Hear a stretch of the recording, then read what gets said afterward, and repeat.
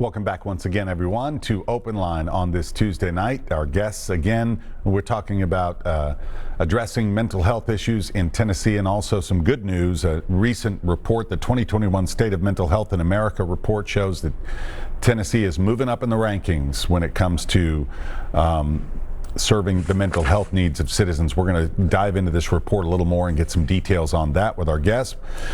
Guests, thank you again for being here, Marie and Tom. I want to go right to line two, and we have a Tom on line two. Tom, welcome. Thanks for waiting. Yeah, Maria, are you a Tennessee state employee? Yes, she is. Commissioner. The one on the upper right. Oh, no. Over your right-hand shoulder, the little picture there. I'm just curious, what is that? Just look to your right and tell me what that is. The picture. That picture. There you go. On the bookshelf or behind him? Can you hear me? Yeah, I'm not even sure what the picture is. I have one on the wall of my children's baby clothes, and the other one are just some books behind me. Do you know there is actually an Instagram page when all of this started? Someone, and I forget the name of it, but someone started analyzing people's home offices and the pictures in the background, and and they go through. It's pretty funny, but luckily I haven't had to do that because people would not want to see my place. It's a wreck right now, but we do appreciate you guys zooming in. Listen, I want to talk a little more about this report, Marie. A couple of things here. Obviously, you'd mentioned a little bit of it, how we moved up 11 spots overall to a ranking now of 28. I want to dive in. The report here shows additional gains for Tennesseans. I'm going to read this off. Adults with any mental illness ranked 13th this year, up from 30th last year. And then you can dive in a little bit and explain more. Adults with serious thoughts of suicide ranked 18th this year, up from 28th last year. Now, does that mean we have more adults with serious thoughts of suicide, or we're treating those adults? How do we look at these rankings? Tom, are you okay if I go and then you back me up on this? Because we've invested so much. The governor and legislature put into place $625,000 extra dollars 2 years ago for the Tennessee Suicide Prevention Network, so that we would have people throughout the state working on suicide prevention. Tom just got a wonderful federal grant doing suicide prevention that he's going to be talking about. And what that means is that adults with serious mental illness, it went from 28 to now 18th, which means we have gone in a positive direction with that. So I don't know, Tom, you want to add anything to that with what you're doing? Yeah, unfortunately, suicide still is high in our state. It's the 9th leading cause of death. But the great thing is that less and less people are having that suicide ideation. People are knowing where to go to get help. They're getting help before stage 4. They're getting it at stage 1 and stage 2 with prevention and early intervention. And that really means that there's more affordability, there's more accessibility, and that's the direction that we want to go. That's the path that Governor Haslam got us on, and the path that Governor Lee is really sustaining and building upon. So I think that that's what people really need to know. It's just, if someone died in your family, you may not even know where to go for a funeral home. Similarly, if somebody had a mental illness, sometimes it's hard to know, where to turn. So that's why we talk to people about calling MHA, so we can connect them to NAMI or TAMHO or TADIS or the department or any of these other acronyms that we use in our profession. And let me keep going here. Adults with substance use disorder were ranked 9th this year, which is holding steady compared to last year. Adults with any mental illness reporting an unmet need, 7th this year, up from 25th, a huge jump. Youth with at least one major depressive episode in the past year were 6th this year, up from 17th. And youth with severe major depressive episode ranked 19th this year, up from 39. What was your reaction when you saw how well we're doing, Marie? We just were elated. I was so excited Tom sent us the report early and asked us to embargo it, which we did. But I emailed him directly and said, I really want to have a conversation with you and discuss and debrief this, because it does show, as he said, the investments that Governor Haslam put into the system, which he put millions of dollars in the system that the legislature approved when he was our governor. And as Tom also said, Governor Lee maintained that momentum.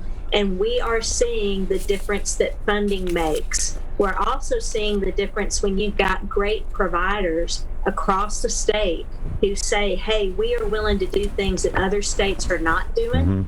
We're willing to do things and keep our doors open. I mean, one thing to tell you, Rory, in the southeastern states during COVID-19, about half of the states reported that they had been very much impacted. And of those that were doing inpatient psychiatric care like we do at our regional mental health institute, half of those actually had to close access because of the increase in COVID and the impact on their staff and patients. Not in the state, as I said in my budget hearing this past week. Our state remained open. We have incredible state employees that came in. We have an incredible unified command that made sure that people had PPE so that they could come in and be safe. And we did not have our first positive case until the first weekend of July. So I just can't say enough positive about what this report says and what every other report that looks at the fact that this state truly cares about citizens that need behavioral health services. And our group of providers and our state employees are making sure that that's happening. You mentioned budget hearings, and I know given what's happened with the state this year, the budget's tight. The governor has asked the commissioners and department heads to prepare budgets that are drastically reduced. How concerned are you about money being cut from your department? Well, I'll tell you, very much looking at what's going to happen with the economy. As we've had stimulus funding coming into the state and the country, we have not seen as negative an economic downturn as what was expected.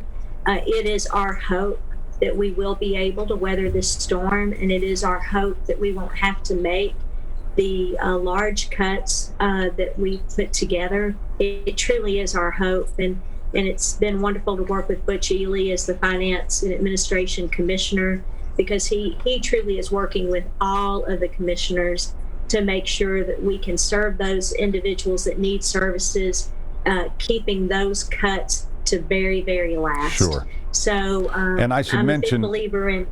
Sorry, Marie, that Go ahead. you've received $10 million in federal grants just to deal with the concerns, behavioral health concerns caused by COVID-19, right? And that's part of the Federal CARES Act, yeah.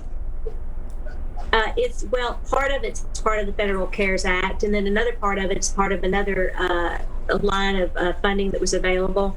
Our team of staff have done unbelievable work and have secured so many funds for this state that are outside of the state dollars, and looking at the federal funds themselves, Rory. Since Governor Lee's been in office, they've secured almost $129 million worth of federal grants. Wow. That's huge. All right, real quick, we're going to take another phone call. We'll go to Patrick. Hi, Patrick. Thanks for holding.